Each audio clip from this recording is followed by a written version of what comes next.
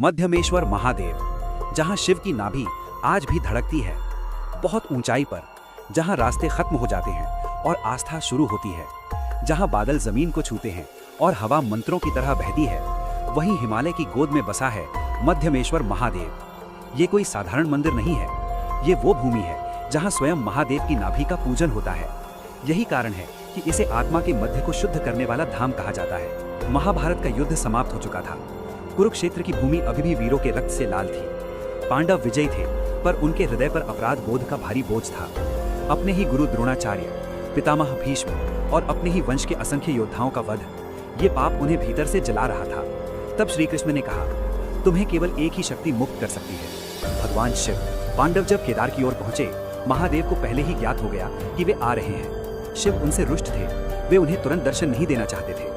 इसलिए महादेव ने नंदी का रूप धारण किया और हिमालय की ऊंचाइयों में जा छिपे। पांडव उन्हें खोजते खोजते घने जंगल, बुग्याल, बर्फीले पहाड़ पार करते चले गए। एक दिन भीम ने एक विशाल बैल को देखा। उसके शरीर से असाधारण दिव्यता निकल रही थी। भीम समझ गए, ये साधारण बैल नहीं है। भीम ने बैल की पूंछ पकड़ ली। तभी वो बैल धरती में समाने लगा और तभी एक अद्भुत चमत्कार हुआ। शिव का शरीर 5 भागों में विभक्त हो गया। शिव का अंग जहां प्रकट हुआ, कुबड़, केदारनाथ, नाभि, मध्यमेश्वर, भुजाएं, तुंगनाथ, मुख, रुद्रनाथ, जटाएं, कल्पेश्वर, यही 5 पवित्र धाम कहलाए, पंच केदार। वीडियो अच्छी लग रही है तो लाइक और चैनल को सब्सक्राइब करें।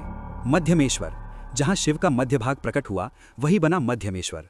यहाँ आज भी एक प्राकृतिक शिला है जिसे शिव की नाभि स्वरूप माना जाता है। कहा जाता है ये स्थान मनुष्य की भीतरी ऊर्जा को शुद्ध करता है। जो यहाँ आता है उसके जीवन के बीच की सारी उलझनें स्वयं सुलझने लगती हैं। रात में यहाँ कई बार घुंघरुओं की मधुर ध्वनि सुनाई देती है। कुछ साधुओं ने बताया कि उन्होंने ध्यान करते समय अदृश्य प्रकाश और शिव ऊर्जा को अनुभव किया है। यहाँ की घाटियाँ साधना के लिए अत्यंत शक्तिशाली मानी जाती हैं। कहा जाता है केदारनाथ पापों का बोझ उतारता है, मध्यमेश्वर आत्मा को शुद्ध करता है। इसीलिए जो पंच केदार यात्रा पूरी करता है उसके जीवन में अद्भुत शांति और चमत्कारी परिवर्तन आने लगते हैं।